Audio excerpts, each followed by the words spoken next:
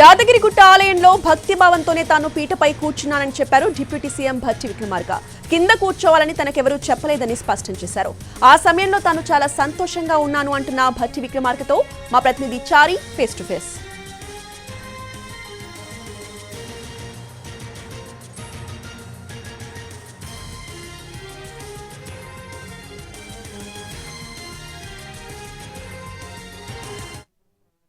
CM Bhatti Vikramarka గారు మనతో ఉన్నారు. నిన్న సోషల్ మీడియాలో ఏ పేజీ ఓపెన్ చేసినా భట్టి విక్రమార్క గారు కనిపించారు.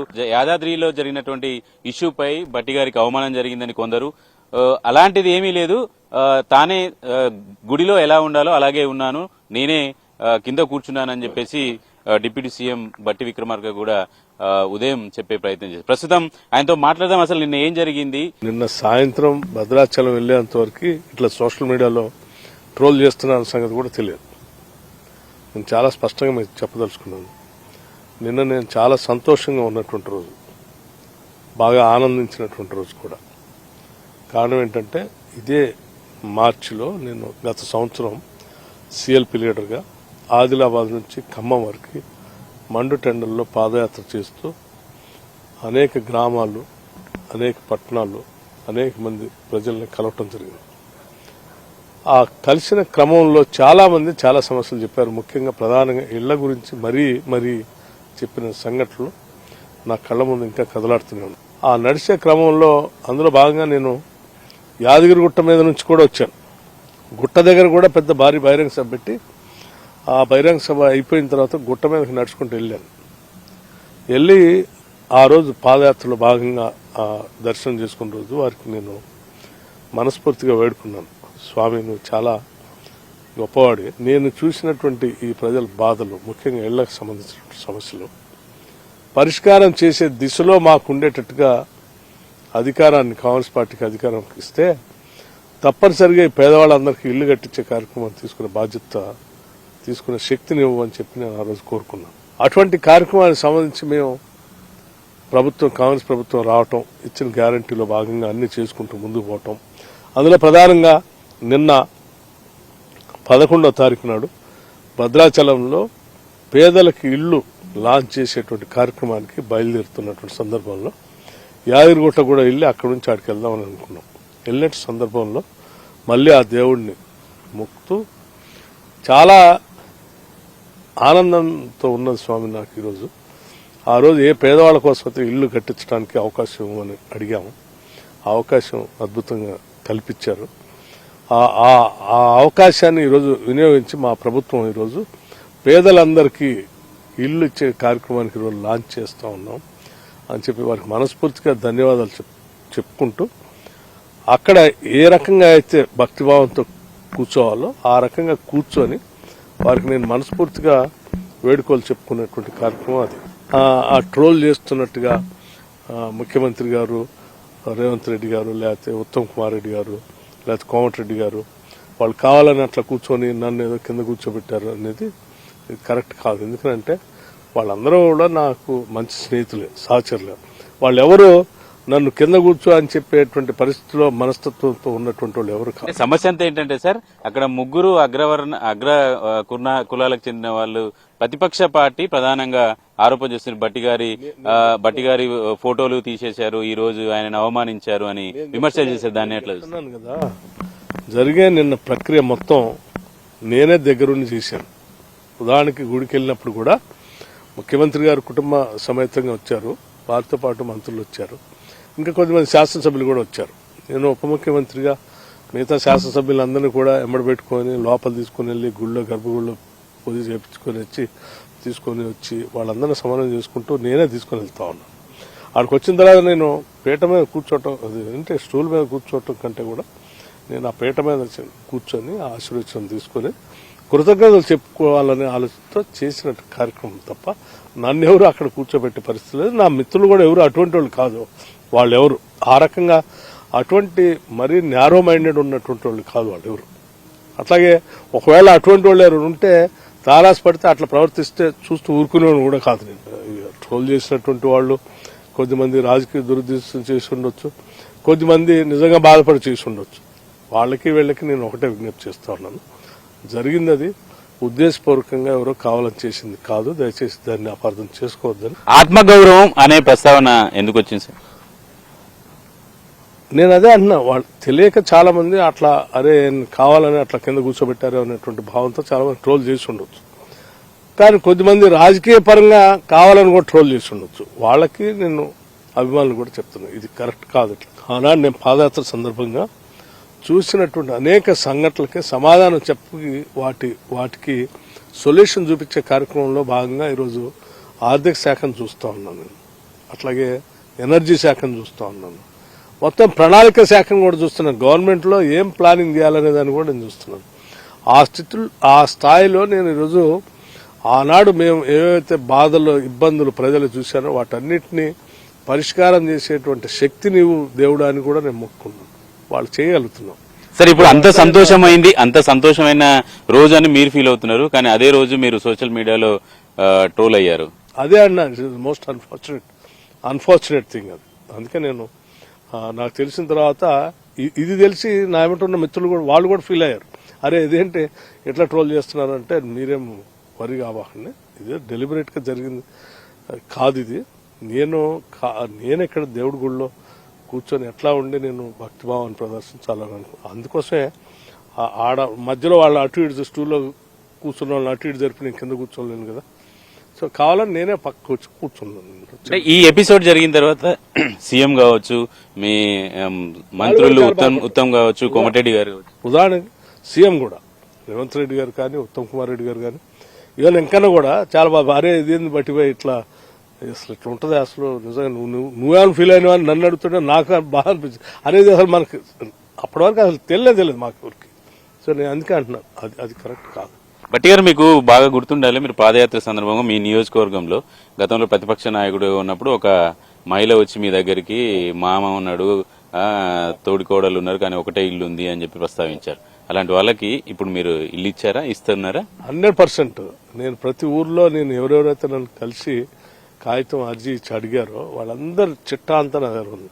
తప్పనిసరిగా వారందరికి ఇల్లు ఇచ్చే కార్యక్రమం చేస్తున్నాం. ఇప్పుడు మీ నియోజకవర్గంలో మీరు ప్రస్తావించిన ఆవిడకి నేను చెప్పిన ఆవిడ పేరు ప్రియాంక, గంధసిరి గ్రామం, ముదిగొండ మండలం. నాకు I still remember name by.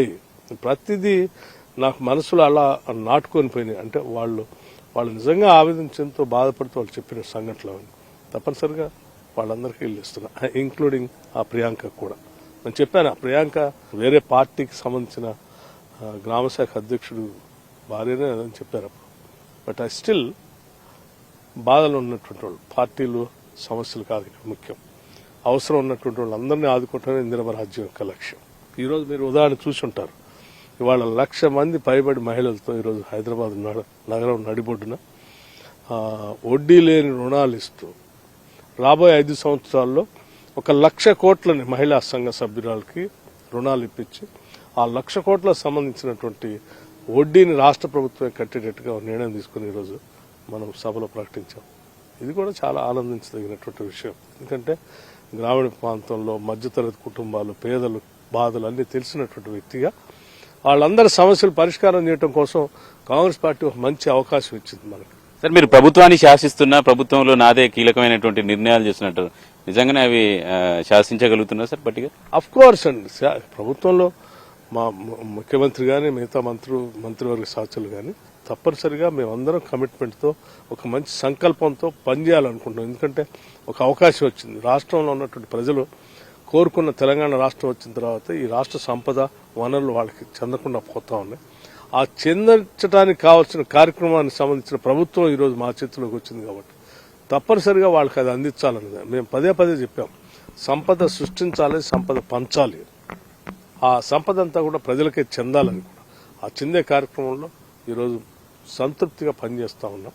దయచేసి ఇంకా ఎక్కువగా ప్రజలు చేసే అవకాశం ప్రజలు భగవంతుడి వాళ్ళని. సరే, మీరు విద్యుత్ శాఖ మంత్రిగా కూడా ఉన్నారు కాబట్టి మీకు సంబంధించినటువంటి అంశంలో ఈ రోజు కేసీఆర్ సభలో కొన్ని ప్రస్తావించారు. నేను అధికారంలో ఉన్న రోజులు అసలు ఎక్కడా పంట ఎండలేదు, ఇప్పుడు వచ్చినది ప్రభుత్వం 3 నెలలు కాలేదు, పంటలు ఎండిపోతున్నాయి, ఏంటి దరిద్రం అని కాంగ్రెస్ ని వద్దంటే ఎన్నుకున్నారు అనే ప్రస్తావన చేశారు. కాలానికేను కాంగ్రెస్ కి లంకెబెట్టి అతను మాట్లాడటం అనేది కావాలని ప్రజలకు తప్పుదోవ పట్టించడం. నిజంగా బాధ్యత కలిగినటువంటి నాయకుడిగా ఓ 10 సంవత్సరాలు ముఖ్యమంత్రిగా పనిచేసినటువంటి వ్యక్తి వర్షం పడకపోతే ఉండే బాధ ఏంటో, దానివల్ల చెరువులు కుంటలు ఎండిపోతే ఏర్పడే పరిస్థితులు ఏంటో అతనికి తెలియక మాట్లాడాడా, తెలిసి మాట్లాడాడా అంటే నాకు తెలిసి పాలన చేసిన వ్యక్తి తప్పనిసరిగా తెలుస్తుంది. తెలిసి కూడా అట్లా మాట్లాడాడంటే ఎంత ద్రోహబుద్ధితో అతను ఉన్నాడో దీని ద్వారా కూడా అర్థమవుతుంది. సో ఇటువంటి కరెక్ట్ కాదు. ఈరోజు ఇది నాట్ ఓన్లీ తెలంగాణ, ఈరోజు దేశవ్యాప్తంగా ఇటువంటి పరిస్థితులు, కరువు పరిస్థితులు ఏర్పడినాయి. వర్షాభావం వలన తీవ్రమైనటువంటి ఇబ్బందులు ఏర్పడినాయి. పక్క రాష్ట్రాలు కూడా ఈ బాధలు ఇబ్బంది అవుతున్నారు. అందులో భాగంగా తెలంగాణ కూడా ఇదే ఇబ్బంది పడతా ఉన్నాం. ఇటువంటి విపత్కర పరిస్థితుల్లో కూడా తీసుకోవాల్సిన జాగ్రత్తలు తీసుకొని ప్రజలకు ఇబ్బంది లేకుండా, మంచినీటి ఇబ్బంది కూడా లేకుండా చర్యలు తీసుకోవాలనే ఆలోచనతో రాష్ట్ర ప్రభుత్వం ముందుకు పోతుంది. బట్ గారు ఆఖరిగా మీరు నాకు పర్సనల్ వ్యక్తిగతంగా అప్పులు లేవు సభలో ప్రస్తావిస్తూ వచ్చారు. కానీ ఇప్పుడు 7 లక్షల కోట్ల అప్పుల రాష్ట్రాన్ని ఆర్థిక శాఖ మంత్రిగా బర్డెన్ అనిపిస్తుందా, దాని నుంచి గట్టెక్కించగలుగుతాం అనే ఉందా మీకు? బాధ అనిపిస్తా ఉంది. ఇన్ని లక్షల కోట్లు అప్పు చేసి అంతిమంగా మనం సృష్టించిన ఆస్తులు ఏంటి? 7 లక్షల కోట్ల అప్పు, 10 సంవత్సరాలు పాలన చేసి వీళ్ళు సృష్టించింది ఏంటంటే కాళేశ్వరం ప్రాజెక్టు ఒకటి, సీతారామ ప్రాజెక్టు ఒకటి, భద్రాద్రి ప్రాజెక్టు ఒకటి, యాదాద్రి ప్రాజెక్టు ఒకటి.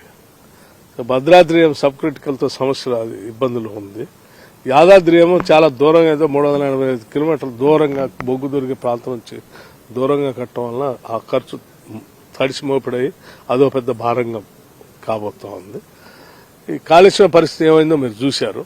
సీతారామ ప్రాజెక్టు కింద దాదాపు ఇప్పటికే అది 1400 కోట్లతో అయ్యేదాన్ని ఇప్పటికే 7 నుంచి 8,000 కోట్లు ఖర్చు పెడితే కూడా ఒక్క చుక్క నీళ్లు రాలేదు.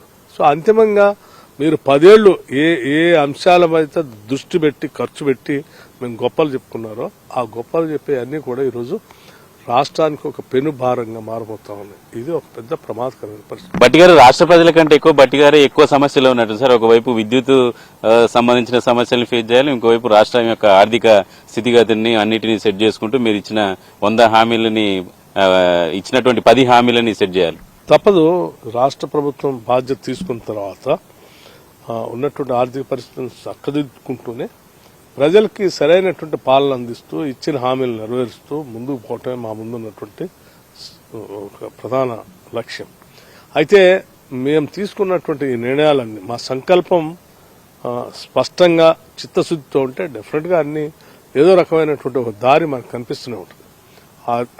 అందులో భాగంగానే ఈరోజు మంత్రివర్గంలో ఉన్నటువంటి సహచర మిత్రులు, ముఖ్యమంత్రి అందరూ కూడా 24 గంటలు ఈ రాష్ట్రాన్ని ఏ రకంగా బాగు చేయాలి, ఇక్కడ ఉన్న వనరులు ఏ రకంగా ఈ రాష్ట్ర ప్రజలకు వాడాలి, ఇక్కడ ఉన్నటువంటి ఆర్థిక పరిస్థితులు ఏ రకంగా మెరుగుపరచాలనే ఆలోచనతోనే ముందుకు పోతాం. అందుకే కేవలం 90 రోజుల్లోనే మీరు 10 ఏళ్లలో చేయలేనటువంటి పనులు 90 రోజుల్లోనే మేము వాళ్ళు చేసి చూపించగలుగుతున్నాం.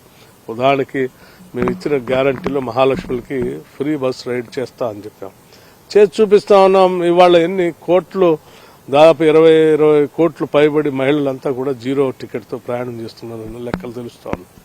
రోజు 10 కోట్ల లెక్క రాష్ట్ర ప్రభుత్వం డబ్బులు కడతా ఉంది మహిళలకు.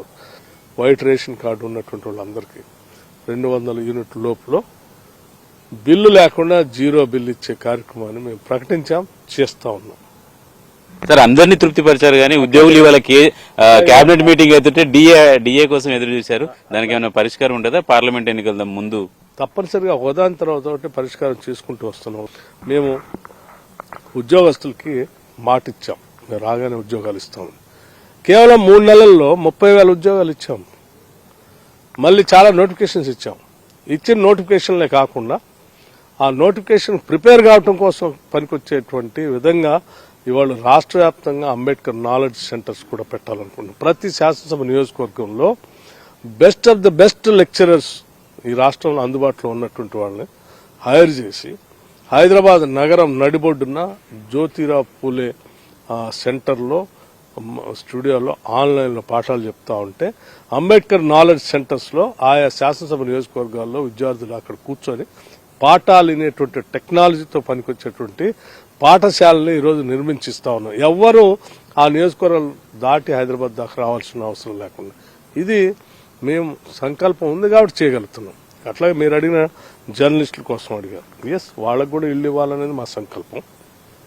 అసలు ఈ రాష్ట్రంలో ఇల్లు లేనటువంటి కుటుంబం ఏది ఉండకూడదు అనేది మా ఆలోచన.